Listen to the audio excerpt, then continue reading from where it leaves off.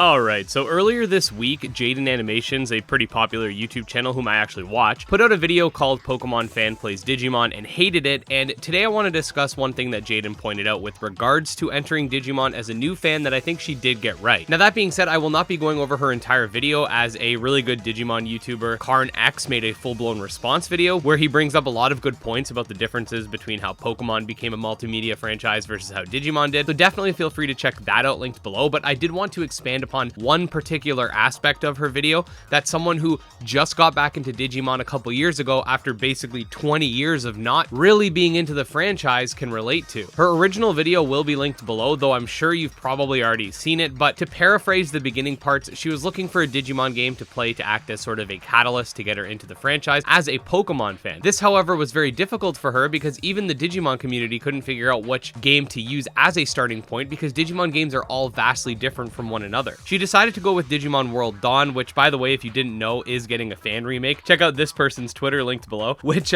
even in itself was a big point of contention for people because many said that Cyber Sleuth was a better starting point. Others would say that it would be Digimon World 3, etc. This is something that I can totally relate to, as for me it always felt kind of hard to enter the fandom since, and this is especially if you're a gamer, there's so many different facets to the franchise that are vastly different from one another, whereas Pokemon, which is where Jaiden and myself sort of have our roots, there's a very simple way to enter the franchise since everything kind of sprouts from the main series games. From there you might move to the anime, the TCG, spin-off games, whatever. Now I'm not saying that this is the way everyone has to enter the franchise, I'm just saying that as a gamer this is where you're most likely to. With Digimon on the other hand, I'd honestly say it's probably easier to enter via the anime or the TCG since the games themselves differ so vastly from one another to the point where you might love one Digimon game and absolutely hate the next, whereas Pokemon, even if some generations feel lackluster from one another, they still provide a similar median experience. With Digimon, you'll have something like Digimon Story Cyber Sleuth, that's a story-driven JRPG, followed by something like Digimon Survive, a visual novel tactical RPG. These are two vastly different experiences, and on top of that, you have a ton of Digimon games that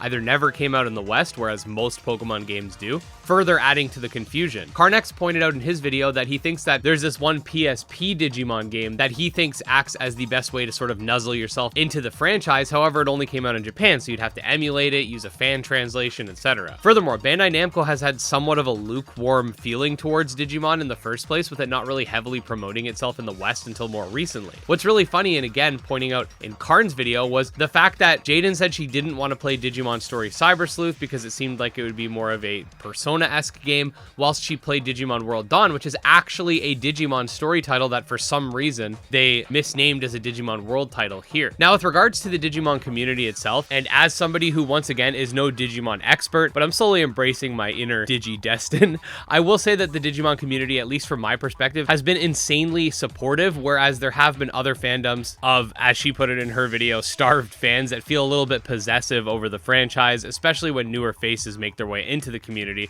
while they've been sort of riding out the storm for the past 20 years. I've always disagreed with the sort of mentality that you're not a true X fan unless you've been following it for X amount of years, because all that does is gatekeep what it means to be a fan and stifles progression within those games itself because the community is not welcoming and is not willing to embrace newcomers, which will then turn people away. That said, I think the Digimon community has been carrying the franchise for a really long time, especially in the West, because like I said, I think Jaiden makes a really good point about it being something that's really kind of difficult to get into because with every game series you play, it's completely different. I do think that Bandai Namco and the Digimon game studios need to come up with some sort of main series formula for their games. I've seen people say that Digimon Story is the main series, but then I've seen people disagree on that and say that Digimon World is. There needs to be something that's definitively the main series of Digimon games that follow a similar format to one another that appeal to a wide audience. From there, they can continue to make more games like Digimon Survive that really take the fans out of their comfort zone, you know, kind of like what they've been doing for the last 20 years. But I do think having a focal point, at least from a video game perspective,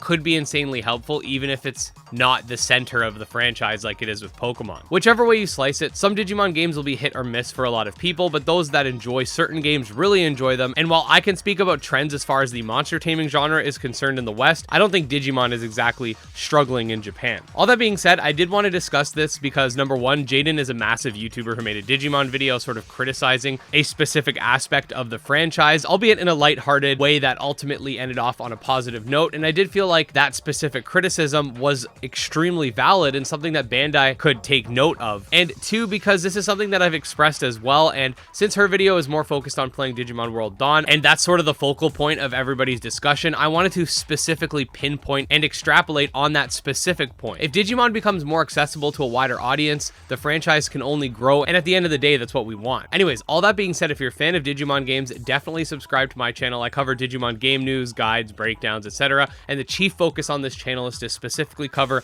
monster taming games like Digimon, like Pokemon, like Nexomon, like Monster Rancher, etc. You could also check out my Discord, my Twitter, and my Patreon linked below. Special thanks to the patrons, especially Jim Hamilton, Dark Persona, Dro Ghost, and Exodus, and we'll see you guys next time. Peace.